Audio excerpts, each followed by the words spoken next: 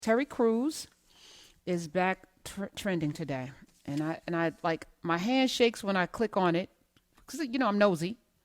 Not too many of us can not click on it. It's like car wrecks, It's like, why is he trending now? And it's not going to be good. It's not. You just really know that it's not. So he did this acronym on his Twitter: conquer, and the next line, our, all caps.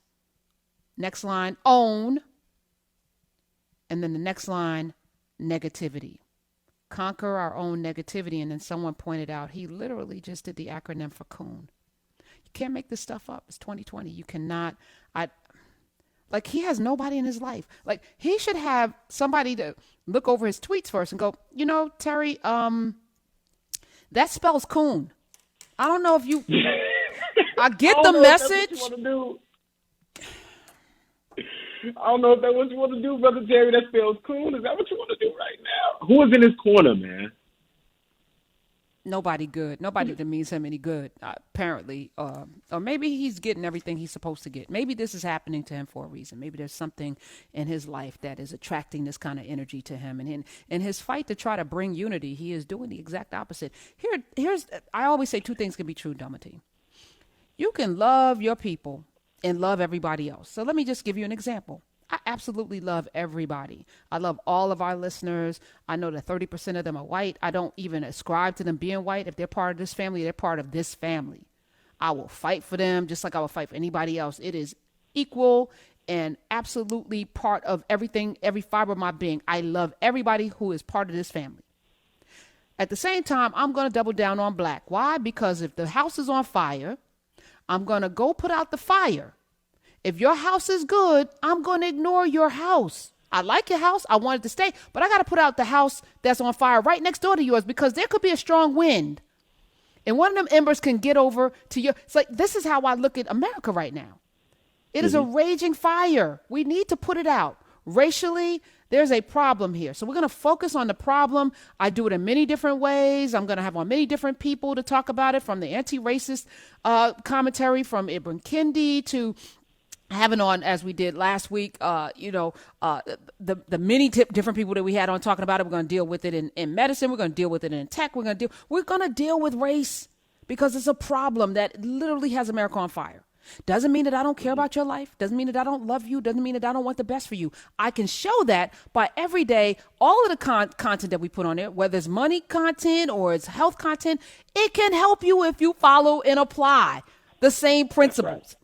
But because there's a disparate way in which black people are impacted, I'm doubling down. So I'm going to bring in more black faces. And that's actually good for you, too, to see all of these great economists and wonderful doctors who are melanated, because now that actually broadens your world to not just think that only people who look like you are smart and brilliant. So it's good. It's a balancing act that we do here. So I think Terry's trying to let white people know that he doesn't hate them. But in doing that, brother, you are being disrespectful of the moment in history that we're in right now. And you seem to not get it. And I don't even want to accuse him of being somebody that's bucking for a check, because I think he really does believe that it's his Christian moral ethic to be a bridge and to show that I'm showing love. You can love everybody and at the same time pay attention that this is a period of time in history that requires attention. If you can't provide the attention, be quiet. You don't have to ring in on this. But putting up every so often these messages of unity that actually are becoming divisive, conquer our own negativity, brother, that spells coon. You are a buffoon. You are going to go down in history as somebody that will be ridiculed forever, not just for your appearance in white girls, which is ridiculable. Not just the commercials you do where you do your pecs and your brain explodes, but all of that's going to be part of the fodder that will be Terry Crews 100 years from now. Damn. Mm-hmm, mm-hmm. Was it worth it? This is how he's going to be etched in history. And he says, yes, it's worth it. This is the hill that he chooses to die on. But I want him and the folks who agree with him to ask themselves why they believe that the love for your own may be misconstrued as an affront to someone else. You know what I mean? Like, why is loving your own so radical that you think that you have to apologize for it and kowtow to somebody else? Well, I mean, if all things are equal, which they're not, right? So if all things are equal, you professing your love for black people would seem to be an affront to white people.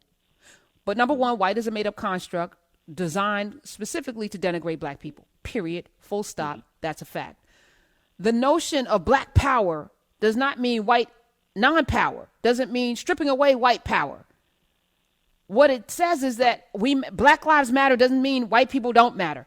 But because we live in a society where people don't have the intellectual capacity to be able to suss that out, we kind of have to, like, baby steps. Here's the baby food version of that so that you can digest this, because clearly, every time we take a knee, you think we're saying something about the flag and that we're disrespecting the country and we're not patriots.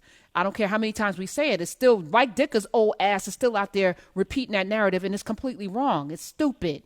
You think those women of the WNBA walked off the court before the national anthem because they don't like this country? No, they expect more from this country. So they're walking off to show there's a problem here.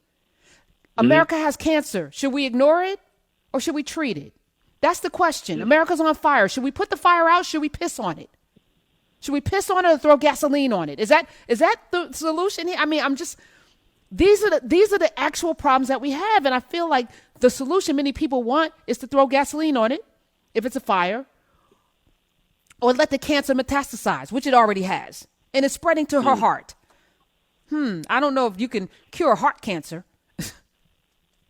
It's funny though how much it goes back to the conversation we had earlier about how some black people view themselves through the white lens. And because I imagine that after we're out of this moment, when most of the country is pro Black Lives Matter or pro fix this problem, this issue of race we have in this country, he's going to change his tune a little bit. When the white people he's trying to appeal to begin to agree with the consciousness, because we're edging toward this country is edging toward a social consciousness that was different than it was before COVID-19 and it was 10 years ago or even 5 years ago. When we get on the other side of this and the white people he's kowtowing to starts to realize that they were wrong, he's going to be among them and saying, listen, I see what you're saying. I understand. And that's the thing that frustrates me so much. It's like once we get permission from them, we then believe in our own. And I think that that's what's going to happen on the other side of this thing. I actually don't think that Terry Crews is going to change. I think he's going to double down on it, and he's going to become Jesse Lee Peterson, Larry Elder, and Candace Owens, because then he seems like somebody that his ego won't let him say that he was wrong. This is what it looks like. I think he's going to flip. And you know why I say it too? Let's put $1 on it. Flip. Yeah, let's bet $1.